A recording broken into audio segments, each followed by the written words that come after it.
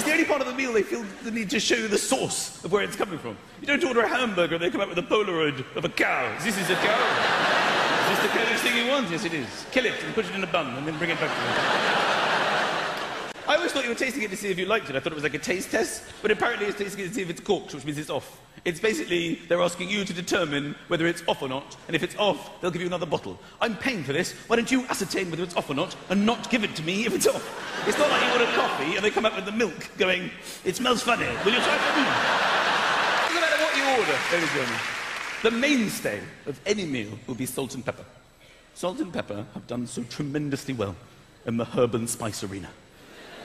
They are our favourites by a distance. They just wait on the table, don't they? Arrogantly assuming, whatever you want to prepare, you're going to need us. Either myself or my dear friend Pep. Isn't that right, Rachel Sotter?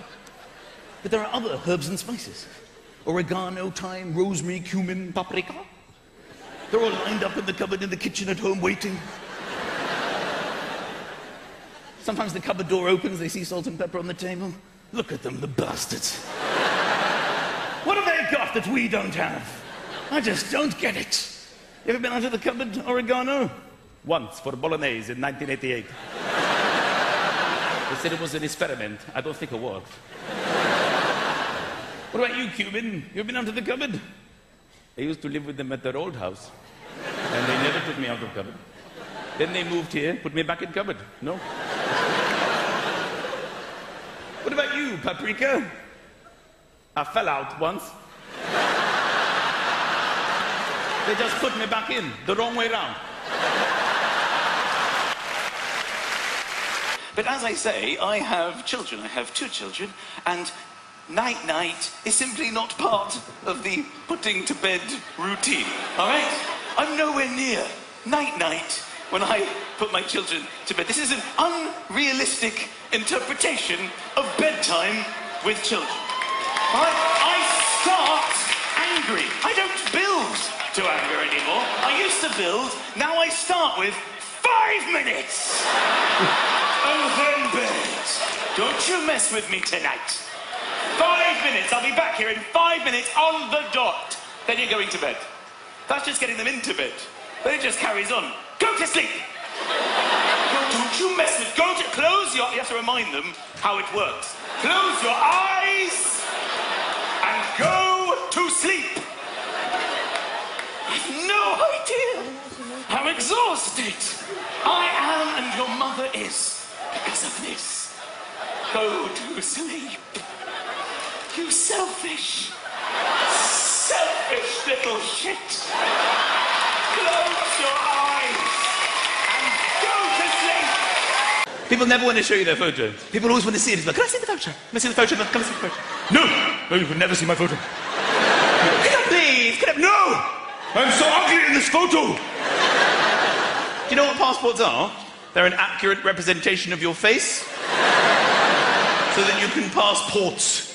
That's what you look like, okay? Deal with it. The best way of entertaining yourself is, of course, listening to other people's phone conversations. And I'm coming up, and this bloke gets on the train. He was like an angry-looking sort of businessman. He had a face that was now contorted into being constantly unpleasant. You know when people are just so rude so many times, their face just becomes just angry. And you look at them and you say, that is not a nice person. That is awesome. There is no way anything good can come out of his face. Sit still, right? He gets out his phone and he goes, Ian! It was the loudest I've ever heard anybody speak on the show. He went, Ian! Everyone on the couch was like, who is this Ian? What is happening? He goes, Ian, it's Dad! I'm on train! In the north, you like to get to the heart of the sentence. I'm on train! Have you got homework? Geography? Right! Do it! And make it neat. And then he hung up the phone. And I think there was a shared feeling on the train of panic for Ian's well-being. What should happen should he smudge into the margin whilst drawing his oxbow lake? We didn't know at this point. But then it sort of settled down. We carried on the train, trying to read the stations, just chilling out. After about 10 minutes, he swore to himself. He wasn't even on the phone. He just went, shit! And everyone was on the phone. He's not on the phone! Is he on the phone? He's mad! The man's insane!